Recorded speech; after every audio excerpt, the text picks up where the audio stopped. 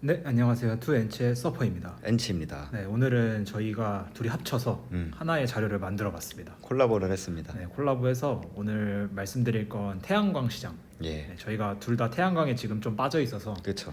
좀 스터디를 해봤고 그걸 이제 정리해서 갖고 왔는데 네, 2023년도에 제일 기대되는 섹터가 이제 친환경이고 그렇죠. 그 중에서는 저희가 좀 태양광을 그나마 많이 알아서 그래서 태양광 쪽을 좀 내용을 준비를 했고 함께 보시죠. 네, 네, 일단은 이거는 전력 발전 미국 전력 발전 시장이거든요. 네, 거기에 캐파 기준으로 2010년부터 2022년 3분기까지의 데이터 자료예요. 그래서 보시면 2010년부터 2022년까지 이 전력 발전할 때 네. 어떤 에너지원을 가지고 쓰는지 이제 차트가 나와 있는데 실제로 보시면 여기 제일 밑에 있는 게 태양광이거든요. 네, 네. 솔라라고 써 있고 이게 윈드인데 풍력인데 태양광이 실제로 19년, 20년, 21년, 22년 넘어가면서 계속 커지고 있어요.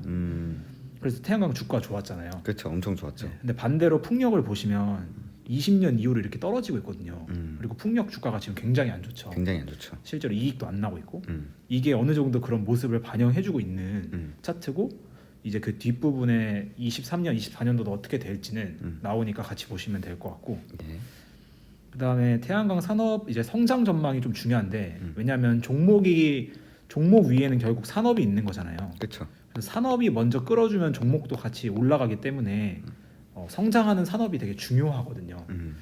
근데 현재 태양광 산업은 비용은 이미 충분히 매력적이고 성장도 이 정책적으로 지금 수혜가 담보되어 있는 상황이다. 그렇죠.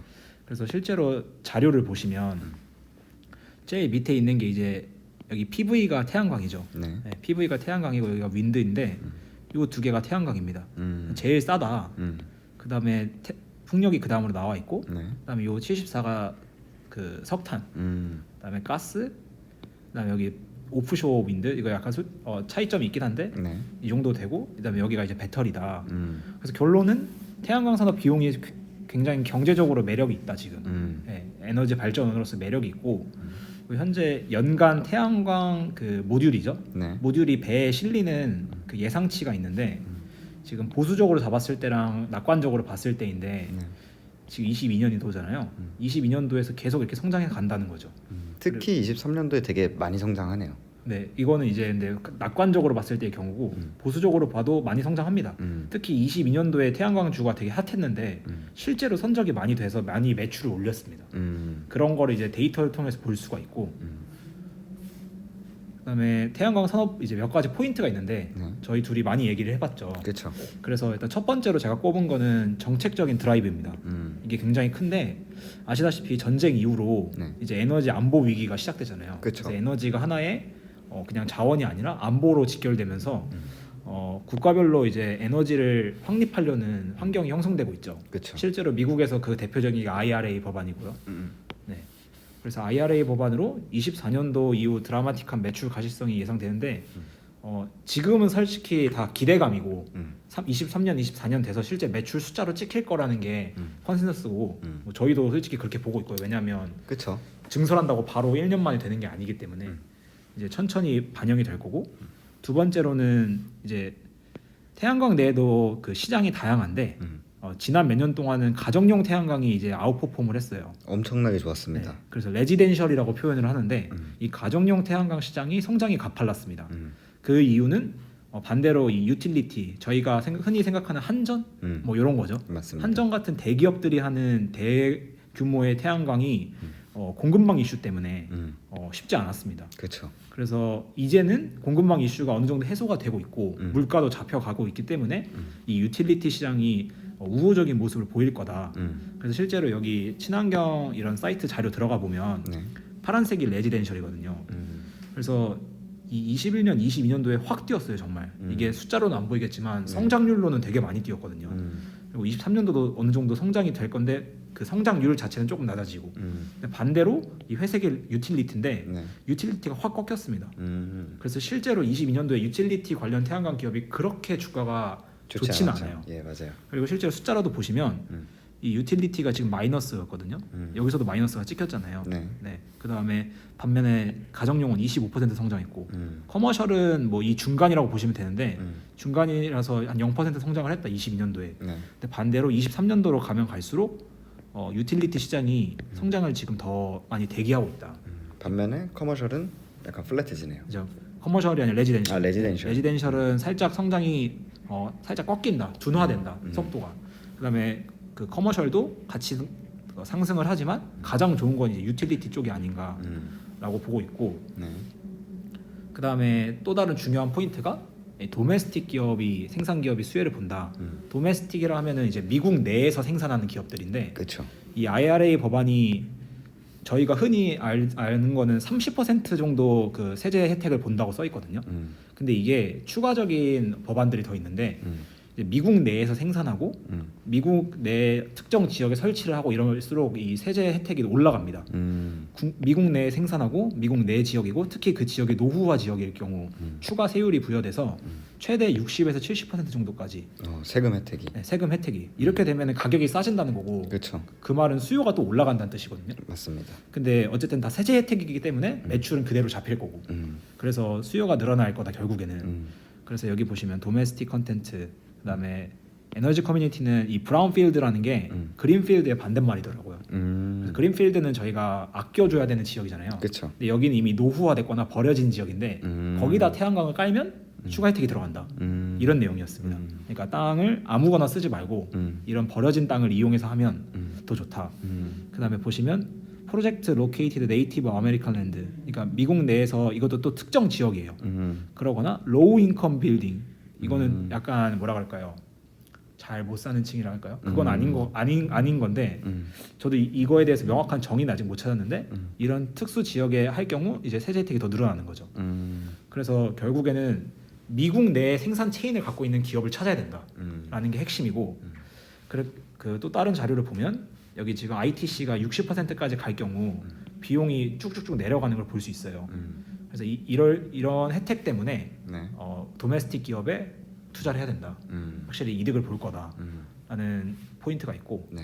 또 중요한 게 신장 위구르 관련 이 태양광 패널 모듈 수입 금지 이게 좀 중요하거든요. 이게 왜냐하면 폴리실리콘이라는 태양광 재료가 있잖아요. 그렇죠. 이게 메인 재료인데 이 태양광 모듈의 40% 정도 비용을 차지합니다. 근데 지금 인플레이션 줄면서 이 폴리 가격도 하향 안정화되고 있어요. 그래서 원재료 가격이 떨어지면서 모듈 가격도 조금씩 떨어질 거라고 예상을 하고 있어요. 그리고 현재 신장 지역의 폴리실리콘이 글로벌 38% 비중을 갖고 있는데 작년 말에도 49%였습니다. 네. 그러니까 조금씩 신장 지역 기반으로 한 모듈이 생산량이 조금씩 줄고 있다. 그리고 운임비도 정상화되고 있죠. 요즘 운임이 워낙 널널하다고 하니까. 네. 그래서 또 폴리를 제외한 원자재 가격은 이미 정상화가 많이 됐어요. 그렇죠. 그래서 2023년도에는 모듈 가격이 기존에는 모듈 가격이 많이 올란 것도 부담이 많이 됐었거든요. 이게 유틸리티 기업들이 성장하지 못했던 이유 중에 하나고요. 맞습니다. 네. 그래서 이 원가 부담이 하락되면서 기업들의 마진 리바운드가 예상이 된다.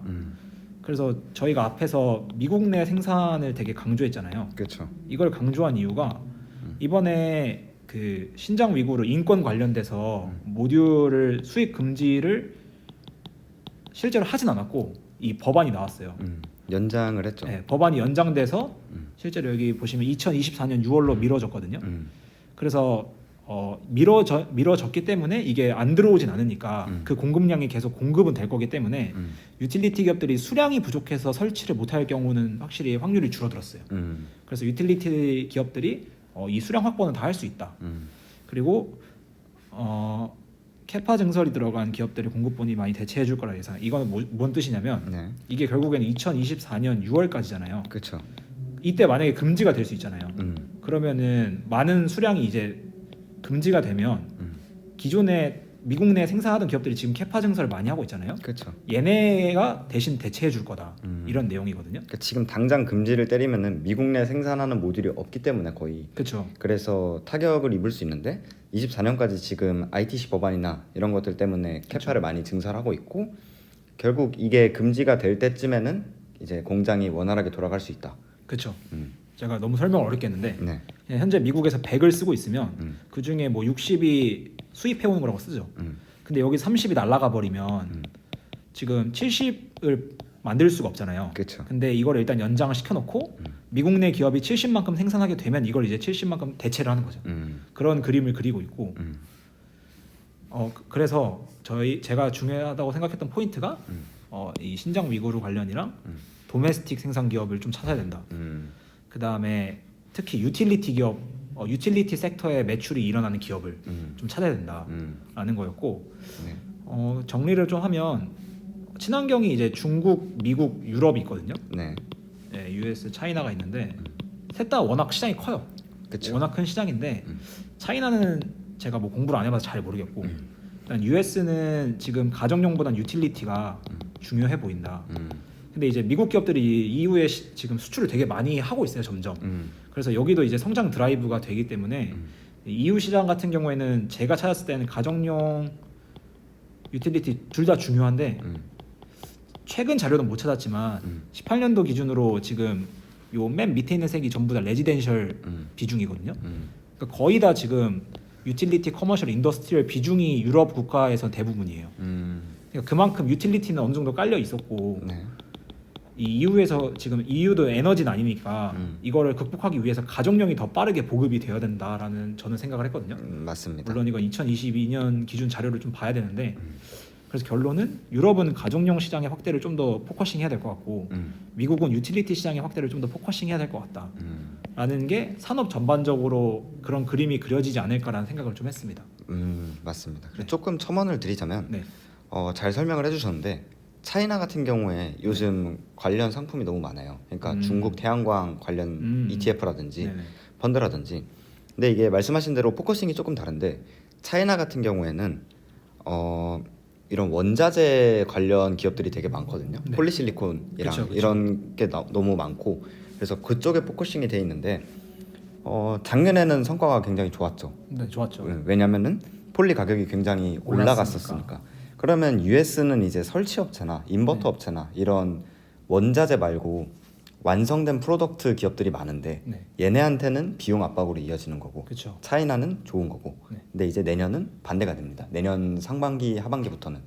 왜냐면 이제 여기 차이나의 뭐 통이나 네. 이런 융기 같은 애들이 캐파를 엄청 증설을 했었는데 작년에 네. 이게 23년에 풀려요. 음. 그래서 모듈 가격이 엄청 떨어지는 거고, 그래서 차이나 기업들, 특히 모듈 기업들은 비용 경쟁이다. 전가를 못 하게 된다. 음. 근데 이제 US 기업들은 오히려 가격 하락이 되고, 그게 이제 유틸리티 기업들은 훨씬 더 좋아진다. 예. 그래서 여기서부터 설명해 주실래요? 제가 할까요, 여기? 네. 네. 그래서 일단 태양광 산업 밸류 체인이 이걸 좀 알아야 되는데, 아까 지금 엔치님이 말씀해 주신 것처럼 여기가 이제 원자재 쪽이거든요. 그렇죠. 폴리실리콘 섹터가 있고, 이 폴리실리콘을 가공해서 인곳을 만들고 웨이퍼, 셀 이렇게 해서 모듈이 되는 건데, 그렇죠. 여기까지가 이제 어느 정도의 생산성이 중요한 거고, 근데 이 뒤에는 이제 모니터링과 인버터라는 게 있는데, 여기는 어느 정도의 기술력이 중요하거든요. 그래서 이 밸류 체인을 알면, 왜냐하면 이 전부를 다 하는 기업은 없어요. 맞습니다. 요것만 하는 기업이 있고, 요렇게 하는 기업이 있고, 아니면 뭐 요렇게 하는 기업이 있고, 그래서 기업마다 비즈니스가 다르기 때문에 비즈니스 그 기업이 가져야 할 경쟁력도 달라지거든요. 그리고 뭐 맞습니다. 매출 전략이나 또 그 기업이 미국에 있는지 생산 위치가 또 외국에 있는지 그런 게 중요하기 때문에 요걸 기반으로 이제 뒤에 종목들을 설명해 주실 건데, 그거 가지고 이제 설명을 들어보시면 될 것 같습니다. 맞습니다. 네. 서퍼님이 너무 잘 설명을 해주셨는데, 이게 내년에도 태양광이 뜬다. 그러니까 태양광 수요는 죽지 않는다. 그렇죠. 라고 뭐 이것까지는 저희가 컨센서스를 잃었고, 네. 근데 이제 태양광 중에서도 방금 말씀드린 것처럼 이쪽 밸류 체인에 있는 애들은 오히려 내년이 죽을 쓸 거거든요. 그러니까 뭐 공부를 안 해봤으면은 이거 태양광 하는 애들 아니야? 좋을 거 아니야? 이러면서 보통 사시잖아요. 태양광이 좋다더라. 좋다더라 하면서 태양광 하면 되게 많이 들어본 이름인데, 융기실리콘이나 뭐 통이 같은 애들 이러면서 사시는데, 그게 절대 아니다. 그리고 이제 아까 태양광에서도 커머셜이냐, 레지덴셜이냐, 유틸리티냐, 그렇죠. 이런 거에 따라서 시장 성장성 자체가 뭐 어떤 거는 2%고 어떤 거는 35%고 그렇죠. 그렇기 때문에 굉장히 섹터 내에서 차별화가 많이 될 거다. 그쵸. 특히 기업 간의 차별화가 엄청나게 될 거다라는 그렇죠. 게 포인트고요.